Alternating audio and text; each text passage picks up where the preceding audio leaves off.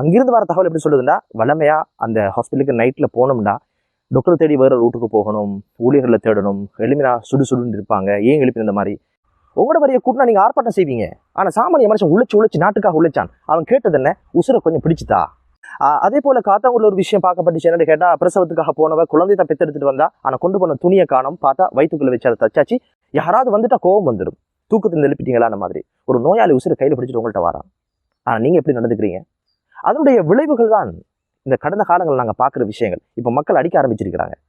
மீசான் டிவி நேயர்களுக்கு அஸ்ஸலாமு அலைக்கும் வரஹ்மத்துல்லாஹி வபரகாத்துஹு. உங்கள் மீது சாந்தியும் சமாதானமும் உண்டாவதாக. இந்த காணொலி எதை பற்றி எதுன்னு கேட்டிங்கன்னா, இந்த சம்பவம் உங்களுக்கு தெரியும். கடந்த சில தினங்களில் சோஷியல் மீடியாவில், அதே மாதிரி தேசிய மீடியாக்களில் பரவலாக பேசப்பட்ட ஒரு விஷயம்தான். மெனிக்கின்ன என்ற பிரதேசத்தில் ஒரு வைத்தியசாலையில் நடந்த மிகப்பெரிய சண்டை, அடிதடி. இந்த அடிதடியினுடைய காரணம் என்ன, இதனுடைய விளைவுகள் என்ன தாக்கத்தை ஏற்படுத்தியிருக்கிறது என்ற பல்வேறு விஷயங்களை தான் இந்த காணொலியில் நாங்கள் பார்க்க போகிறோம்.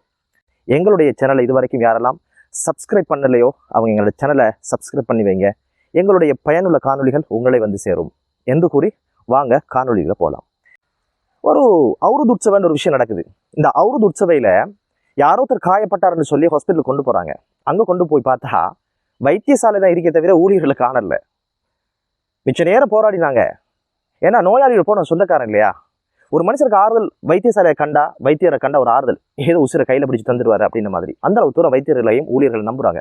ஆனால் அது ஒன்றும் நடக்கலை, பதறிக்கொண்டே இருக்காங்க. பார்த்தா அந்த அவுருது உற்சவைக்கு அவங்களும் பேத்திருக்கிறாங்க. ஊரோட ஒத்தோடுன்ற மாதிரி அவங்களும் அங்கே போய்த்து வேடிக்கைகளை பார்த்துட்டு இருந்திருக்கிறாங்க. ஒரு வாரம் கூட்டிட்டு வந்து வைத்தியம் செய்யறதுக்கு முதல்ல எங்கட வழி என்னது உங்களுக்கு காட்டணும் என்று சொல்லி அங்கே இருக்கிற கதிரைகளால் அதால் இதெல்லாம் போட்டு அடின்னு அடிச்சு அங்கே வைத்தியம் நடக்கல. மாறாக எல்லாருமே நோயாளிகளாக மாறினாங்க. போன நோயாளி, அவனோட குடும்பம், அதே போல வைத்தியத்துறையில் இருந்த ஊழியர்கள் எல்லாருமே கிட்டத்தட்ட 7 பேருக்கு பயங்கரமான காயம். அதில் 5 பேர் வைத்தியசாலை ஊழியர்கள். எல்லாரும் என் கண்டி ஹாஸ்பிட்டலுக்கு மாத்துறாங்க. இங்கே தானே மருத்துவ சிகிச்சை இல்லை, இங்கே தானே வழங்க முடியாது, அங்கே தானே எல்லாரும் போகணும், வாங்க எல்லாரும் போவோம் அப்படின்னு சொல்லி அங்கே அவங்கள அட்மிட் பண்ணிருக்கு. இந்த விஷயம் சம்பந்தமாக இப்போது அரசாங்கம் 2 குழுக்களை போட்டிருக்கு விசாரணை நடத்துறதுக்கு. சரி, இந்த விஷயம் இப்படியா நடக்குது, இங்கே மட்டுமா நடக்குது என்று கேட்டால், அங்கிருந்து வர தகவல் எப்படி சொல்லுதுன்னா, வளமையா அந்த ஹாஸ்பிட்டலுக்கு நைட்டில் போனோம்னா டாக்டர் தேடி வேற ரூட்டுக்கு போகணும், ஊழியர்களை தேடணும், எழுப்பினா சுடுன்னு இருப்பாங்க, ஏன் எழுப்பி இந்த மாதிரி இப்படி பயங்கரமான ஒரு இன்சலான ஒரு இடம் தானது. சில நேரங்களில் இதெல்லாம் விட்டு போட்டு கண்டிக்கே போற வழக்காரம் இருக்குதுன்னு சில பேருடைய விமர்சனங்கள் சொல்லுது.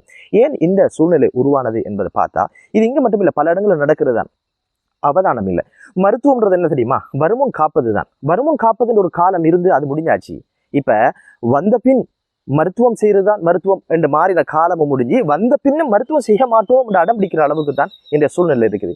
இதனுடைய வரலாறு எடுத்து பார்த்தோம்னா, பேராதனிய ஒரு வைத்தியசாலையில ஒரு யுவதி அட்மிட் பண்ணப்படுற வயிற்று வலிந்து ஏதோ இன்ஜெக்ஷன் அடிச்சாங்க, மருந்து அடிச்சாங்க. கொஞ்ச நேரத்தில் அவ இருந்ததாக சர்ச்சைகள் எழுமி மிகப்பெரிய விசாரணைகள் எல்லாம் அங்கு போச்சு. இந்த விஷயங்கள் நாங்கள் பார்த்தோம். அதே போல குளியாப்பட்டில் 1.5 வயது குழந்தை ஒன்றுக்கு தடுப்பூசி ஏற்றி அந்த குழந்தை இறந்ததாக அந்த மருந்துக்கு தடை விதித்ததாக சொல்லப்பட்டிருக்குது. அதே போல காத்தாங்குள்ள ஒரு விஷயம் பார்க்கப்பட்டுச்சு. என்னன்னு கேட்டால், பிரசவத்துக்காக போனவ குழந்தை தான் பெத்தெடுத்துட்டு வந்தா. ஆனால் கொண்டு போன துணியை காணும். பார்த்தா வயிற்றுக்குள்ள வச்சு அதை தச்சாச்சு. பயங்கரமான வலி. அதை கூட கண்டுகொள்ளல. அதுக்கு பின்னால துரிதமாக செயற்பட்ட உயிர் காப்பாற்றப்படுச்சு. அதே மாதிரி யாழ்ப்பாணத்தில் ஒரு யுவதி விஷயம் படிக்க கிடைச்சு. அதாவது பல்லு வருத்தம் அப்படின்னு சொல்லி அவ போயிருந்தா. பல்ல சுத்தம் செஞ்சாரு, கட்டினாரு, பல்ல எல்லாமே செஞ்சாங்க. எல்லாம் முடிஞ்சு வீட்டுக்கு வந்தா மூச்சு திணறல். பல்லு வலிக்கு மூச்சு திணறலுக்கு என்ன சம்பந்தம்? போய்த்து கேட்டால் அது ஒன்றும் இல்லை, எல்லாமே ஓகே, அது ஒன்றும் இல்லை, பல்லு வலிக்கு அதுக்கு எந்த சம்பந்தம் இல்லைன்னு சொல்லிட்டாரு. ஆனா போக போக பிள்ளைக்கு மூச்சு எடுக்க முடியாத ஒரு மரண அடைகிற லெவலுக்கு போனது போற உடனடியாக மருத்துவரை சந்திக்கிறாங்க, பிரைவேட்டை பார்க்குறாங்க, எல்லாமே நடக்குது. பார்த்தா அவர் பாவிச்ச குச்சியில உண்டு அல்லது கம்பியில உண்டு மூச்சுக்குழாயில போய் இருக்குது. இப்படி ஒரு பிரச்சனை இருந்தால் இப்படி வாய்ப்பு இருக்கான்னு கூட அவங்களுக்கு யோசிக்க நேரம் இல்லை. ஏன்னா அவர் தொழில் அது முடிஞ்சா டியூட்டி முடிஞ்சா அவ்வளவுதான். இப்படி ஆங்காங்கே பார்க்குற விஷயங்கள் மிகப்பெரிய சர்ச்சை ஏற்படுத்துது. அடுத்த ஒரு விஷயம் தான் நடந்தது. என்ன, எங்களுக்கு ஏறாவூர் பகுதியில் ஒரு கேன்சர் ஒரு யுவதி பல வருஷங்கள் அவங்கள்ட்ட மருந்து இருக்கிறவ, மருந்து கூடுதலாக ஏற்றப்பட்டதுனால மரணம் அடைஞ்சிருக்கிறா. ஏற்கனவே மரணம் அடைந்த கண்டிஷனில் இருந்தாலும் அதை அப்படி எடுத்துக்கொள்ள முடியாது இல்லையா. போராடணும், வைத்தியம் நடக்கணும், முறையாக நடக்கணும் இல்லையா, எல்லாரும் எதிர்பார்ப்போம். அப்போ அந்த பெண் குழந்தை சொல்லியிருக்குது, இவ்வளோ தூரம் எனக்கு மருந்து அடிக்கிறது கூட மாதிரி இருக்கின்று, எதையுமே கண்டுகொள்ள அடித்தாங்க. பெரிய ஆர்ப்பாட்டம் போச்சு, விசாரணைகள் நடந்துச்சு, எதுவுமே இல்லை. இவ்வளோதான் மக்களால் செய்ய முடியும். அதே போல் கடந்த தினங்களில் நாங்கள் பார்க்க முடிஞ்ச ஒரு விஷயம் தான் திருக்கோயில் விஷயம். ஒரு மாணவன் மயங்கி விழுந்தான், ஹாஸ்பிட்டலுக்கு கொண்டு போனாங்க. பல மணி நேரம் வைத்தியங்கள் நடக்கல, அக்கரப்பத்துக்கு அனுப்பினாங்க. அங்கே மௌத்தூனமா அது இறந்துட்டார் அப்படின்னு ஒரு செய்தி மட்டும் தான் அவங்களுக்கு கிடைச்சிச்சு. இது சம்பந்தமாக மிகப்பெரிய போராட்டங்களும் ஆர்ப்பாட்டங்களும் விசாரணைகளும் எல்லா பக்கத்தில் நடந்துச்சு. என்ன தீர்வு என்பது தெரியல. இப்படி அவ்வப்போது நடக்கிற விஷயங்களை பார்க்கும்போது ஏன் இந்த மந்த கதியில இந்த மருத்துவத்துறை போகுது அப்படின்னு மிகப்பெரிய கேள்வி இருக்கு. என்ன காரணம் என்று தெரியல. ஏன்னு கேட்டா இந்த மருத்துவத்துறை பிரைவேட்ல நல்லா இருக்கு, சேவைகள் நல்லா இருக்கு, பேசுறது நல்லா இருக்கு, கதைக்கிறது நல்லா இருக்கு, நோயை கேட்கறது, சக ஊழியர்கள் நடந்து கொண்ட விதம் எல்லாம் ரொம்ப வருடக்கூடியதா இருக்குது, மிக பாராட்டக்கூடியதா இருக்குது. ஆனா அரசு துறையில் அது இல்லை, கடுண்டு ஏதோ நம்ம அவங்கள கடங்கட்டு போன மாதிரி. என்ன காரணம் அப்படின்னு கேட்டீங்கன்னா 1900 காலப்பகுதியில இந்த மாற்றம் நடக்குது. மருத்துவத்துறை தனியார்ட்ட இருக்குது, இது பிழை, மக்களுக்கு சரியான சேவை கிடைக்குது இல்லை, எனவே இதை அரசுடைமையை ஆக்கணும், அரசுக்கு இதை கொண்டு வரணும் என்ற ஒரு திட்டத்தை கொண்டு வந்தாங்க. காரணம் மக்களுக்கு தரமான சேவையை வழங்கணும் அரசு என்ற ஒரு ஆசையில.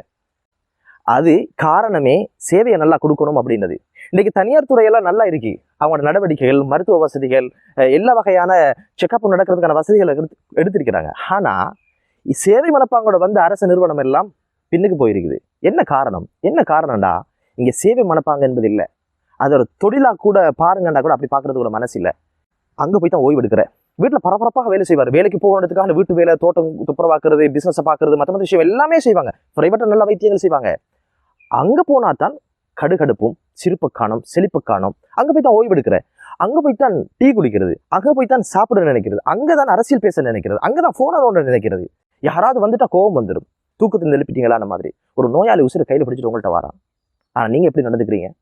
அதனுடைய விளைவுகள் தான் இந்த கடந்த காலங்கள் நாங்க பாக்குற விஷயங்கள். இப்ப மக்கள் அடிக்க ஆரம்பிச்சிருக்கிறாங்க. மக்கள் கடவுளாக பார்க்குற அந்த தெய்வங்களை இன்னைக்கு உருட்டி உதைக்கிற அளவுக்கு வந்திருக்குது. ஏன்னா இந்த மக்கள் அவங்களோட பணத்தை கொடுக்குறாங்க. வரி இன்னைக்கு நாட்டில் வரியினாலதான் இன்னைக்கு நாடு நல்லா இருக்குது. வரியை கூட்டினதுனால உங்களுக்கு தெரியும் எவ்வளவு கஷ்டத்துக்கு பின்னால் இந்த நாடு ஒரு இடத்துக்கு வந்திருக்குது. அதுக்கு உழைச்சவங்க யார்? சாமானிய மனுஷன். உங்களோட வரியை கூட்டினா நீங்க ஆர்ப்பாட்டம் செய்வீங்க, ஆனா சாமானிய மனுஷன் உழைச்சு நாட்டுக்காக உழைச்சான். அவன் கேட்டது என்ன? உசுரை கொஞ்சம் பிடிச்சுதா, ரத்தத்தை கொஞ்சம் நிப்பாட்டித்தா, உயிர் வாழ்றதுக்கான மருத்துவத்தை தாண்டி நீங்க கொடுத்தீங்களா? அதுக்கு நேரம் இல்லை. நாங்க என்னமோ அவன் பிச்சை கட்டு அவனோட கோவிக்கிற மாதிரி கோவிக்கிறீங்க. மருத்துவத்துறையா இருக்கலாம், அரசு அதிகாரிகளாக இருக்கலாம், யாராக இருந்தாலும் மக்களுடைய வரி பணத்தில இருந்தால் உங்களுக்கு பணம் தராங்க. அதனால கேட்கறதுக்கான ரைட்ஸ் இருக்குது. தனியார் துறையாக இருந்தால் வேறு விதமாக ஹேண்டில் பண்றது, அரசு துறையாக இருந்தால் வேறு விதமாக ஹேண்டில் பண்றது, வெவ்வேறு முகம்.